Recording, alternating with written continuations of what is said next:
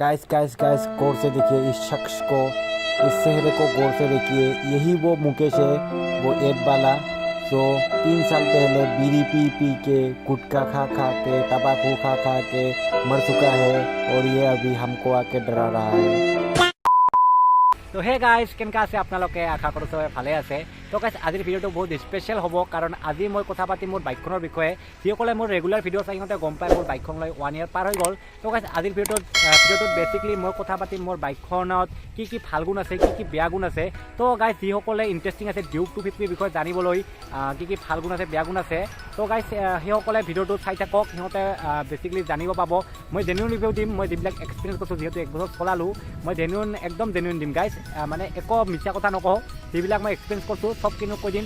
মাইলেজৰ পৰা ষ্টাৰ্ট কৰি পিক আপ বা কিবা মই খাৰাপি পাইছোঁ নেকি, কিবা ভাল গুণ পাইছোঁ নেকি, এইবিলাক চব মই আপোনালোকৰ শ্বেয়াৰ কৰিম। তো গাইজ ভিডিঅ'টো চাই থাকক। ফাৰ্ষ্ট অফ অল যিসকলে এইখন গাড়ী লোৱাৰ প্লেনিং কৰি আছে আৰু ল'ব খুজি আছে, তো গাইজ সিহঁতক কৈছোঁ যে আপোনালোকে চাগে বহুত ভিডিঅ' চাইছে, ভিডিঅ'ত দেখা পাইছে মেইনটেনেঞ্চ কষ্ট বহুত বুলি কয়, তাৰপিছত মাইলেজ বহুত কম বুলি কয়।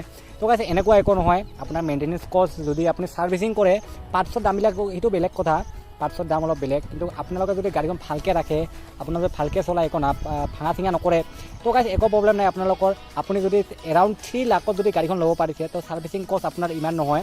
ছাৰ্ভিচিং কষ্ট আপোনাৰ মোবিলত এৰাউণ্ড 1700 ল'ব, আৰু পাৰ্টছবিলাক যিবিলাক আপোনাৰ ফিল্টাৰ হয় সেইবিলাক 300, 200, 150 টকাতো হৈ যাব গাইজ, ইমান নহয়। আপোনাৰ ফাৰ্ষ্ট ছাৰ্ভিচিঙত হয়তো আপোনাৰ 1700 মান পৰিব, ছেকেণ্ড ছাৰ্ভিচত আপোনাৰ 1700 মান পৰিব, থাৰ্ড ছাৰ্ভিচত আপোনাৰ অলপমান বেছি পৰিব, 2000 মান পৰিব। তো গাইজ ছাৰ্ভিচিং কষ্ট ইমান বেছি নহয়। আপোনালোকক যিবিলাক শুনিছে ভিডিঅ'ত এইবিলাক গম নাপাওঁ কি কি চেঞ্জ কৰে, কিন্তু মই তেতিয়ালৈকে ছাৰ্ভিচিং কৰোঁ 3টা গাইজ, এৰাউণ্ড 2000ত মোৰ 3টা ছাৰ্ভিচিং কমপ্লিট হৈ গৈছে। মানে 3টা ছাৰ্ভিচত 6000 নেকি, এৰাউণ্ড নেকি 6000, মানে তাৰকৈ বেছি নাযায় আৰু, যদি আপুনি টোটেলি ছাৰ্ভিচিং কৰে ছাৰ্ভিচ চেণ্টাৰত। আৰু গাইজ যিসকলে মাইলেজৰ কথা কয়, এতিয়া মাইলেজৰ কথা কৈ আছোঁ।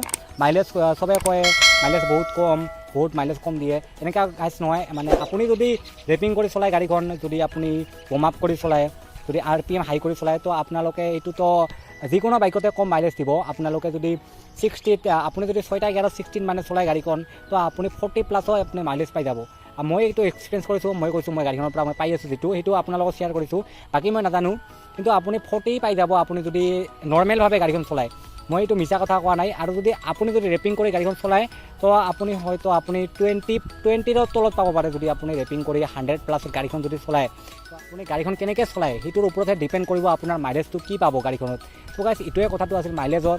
গাড়ীখন ভালকৈ চলায় তো ছাৰ্ভিচিঙো ইমান নহয়, আৰু আপুনি যদি গাড়ীখন যদি নৰ্মেলভাৱে চলায়, তো গাইজ আপোনালোকে মাইলেজো ইমান টেনশ্যন ল'ব নালাগে, মাইলেজো বহুত ভাল দিয়ে আপুনি যদি নৰ্মেলভাৱে চলায়। মই চলাই আছোঁ গাইজ। এতিয়া আমি যদি গাড়ীখনৰ কথা কওঁ পিক আপৰ বিষয়ে, তো গাইজ পিক আপৰ বিষয়ে ক'লে এটা কথাই ক'ম, পিক আপত বেষ্ট গাড়ীখন, যিটো মানে ছেগমেণ্ট আৰু 250 ছেগমেণ্টত আপোনাৰ গাড়ীখনত পিক আপ বেষ্ট। এইটো আপুনি 150 আৰামছে উঠাব পাৰিব যদি আপুনি ছেফটিভাৱে চলায়। ইমানটো উঠাব নালাগে, আৰু মই আজিলৈকে উঠোৱা নাই, সঁচা কথা কওঁ। মই 130লৈকে উঠাইছোঁ গাড়ীখন, কিন্তু 150লৈকে আৰামকৈ উঠিব, 150লৈকে আৰামছে গাড়ীখন উঠি যাব, যদি পিক আপ আপুনি যদি ভালকৈ পিক আপ উঠায় ভাল ৰাস্তাত।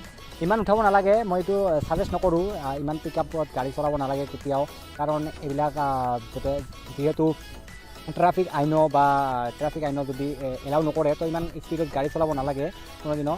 তো গাইজ কিন্তু 150 আৰামছে উঠি যাব গাড়ীখনত, আৰু আপোনালোকৰ মাইলেজ বাকীবিলাক সকলোৱে। আৰু বাকী এতিয়া আপুনি যদি গাড়ীখনত যদি আপুনি হিট পইণ্টৰ কথা কয়, তো হিটত চালে গাড়ীত এতিয়া কুলেণ্ট আছে, এতিয়া আপোনাৰ ইয়াত যিটো আপোনাৰ ৰেডিয়েটাৰ আছে। তো গাইজ এইবিলাক আপুনি টেনশ্যন ল'ব নালাগে। যদি গাড়ীখন আপুনি যদি স্পীডত ভগাই আছে, তো ৰেডিয়েটাৰটোত হাৱা পাই থাকিলে কেতিয়াও গাড়ীখন ইমান হিট নহয় কেতিয়াও। আপুনিতো এটা ৰেষ্ট দিব লাগিব, যদি লং ৰাইড কৰে, তো গাড়ীখনক অলপমান আপুনি ৰেষ্ট দিবই লাগিব, সেইটো চব গাড়ীকে দিব লাগিব। কিন্তু মানে ইমানো নহয় যে গাড়ীখন বহুত হিট হয়, এনেকুৱা একো নহয় গাইজ। আপুনি যদি গাড়ীখন হিচাপত চলাই আছে, তো আপোনাৰ ইয়াৰ ৰেডিয়েটাৰৰ হাৱা পালে, তো ইঞ্জিনটো অট'মেটিক কুলেণ্টত যি হয় হাৱাটো পাই তো ঠাণ্ডা হৈ যাব। আৰু বেছি বোমা হ'লে বা বেছি গৰম হ'লে, তো ইয়াত ফেন লগোৱাই আছে, এই ফেনে যিটো হয় কুল কৰি দিব গাড়ীখনক। আৰু ইমান টেনশ্যন নাই গাড়ীখন আপুনি হয় যদি ল'ব খুজি আছে 250 তো ল'ব পাৰে। এই গাড়ীখনৰ মোৰ এটা বস্তুৱে বেয়া লাগিছে চবচে বেছি ইয়াৰ গ্ৰাউণ্ড ক্লিয়াৰেঞ্চটো। আৰু এই পাইপডাল আগতে বেলেগ দি আছিল, ভিতৰে দি আছিল, তো এতিয়া বাহিৰেদি কৰি দিছে যিডাল একজষ্টৰ পাইপ হয়। তো গাইছ ইয়াৰ কাৰণে হয় গাড়ীখনৰ গ্ৰাউণ্ড ক্লিয়াৰেঞ্চ বহুত কমি গৈছে। তো এতিয়া অলপমান যদি স্পীড ব্ৰেকাৰ বা কিবা থাকে তো তলত লাগি যায়, চব সময় ইয়াত লাগি যায়, ইয়াত বহুত লাগিছে মোৰ গাড়ীখনত। তো গাইছ এইটোৱে মোৰ মেইন প্ৰব্লেম এই গাড়ীখনৰ পৰা, যিটো মানে গ্ৰাউণ্ড ক্লিয়াৰেঞ্চ সেইটো মোৰ মেইন প্ৰব্লেম এই গাড়ীখনৰ পৰা। আৰু এইটো যদি কোম্পানীয়ে ঠিক কৰি দিয়ে তো বহুত ভাল হয়। বাকী ব্ৰেকিং চেকিং একদম অ'কে। আৰু অলপমান চেণ্ডালৰ প্ৰব্লেম আছে, চেণ্ডাল সোনকালে শুকাই যায়, এইটো গাড়ীৰ প্ৰব্লেমেই থাকে এইটো। আৰু বাকী একো মোৰ প্ৰব্লেম নাই গাড়ীখনৰ পৰা, চব অ'কে আছে। বাছ এইটো গ্ৰাউণ্ড ক্লিয়াৰেঞ্চটো মোক বহুত বেয়া লাগে। আৰু বাকী একো প্ৰব্লেম নাই, বাছ এইখিনিয়ে ক'ব লগা আছিল। আপোনালোকে যদি প্লেনিং কৰি আছে গাড়ীখন লোৱা 250 তো ল'ব পাৰে। আপোনালোকে কেতিয়াও ৰিগ্ৰেট ফিল নকৰে মই আশা কৰোঁ। কিন্তু এটা ভাবি চিন্তি ল'ব আৰু, কাৰণ 3 লাখ এৰাউণ্ড 3 লাখ এখন গাড়ী লোৱা কম কথা নহয়। তো গাইছ আপোনালোকে ভাবি চিন্তি লওক, গাড়ীখন যদি ল'ব খোজে আপোনালোকে প্লেনিং কৰিছে। মই যিখিনি এক্সপিৰিয়েঞ্চ কৰিছোঁ 1 ইয়াৰৰ বেছি হ'ল গাইছ গাড়ীখন মই চলাই। তো যিখিনি মই এক্সপিৰিয়েঞ্চ কৰিছোঁ আপোনালোকক শ্বেয়াৰ কৰিলোঁ, বাছ এইখিনিয়ে।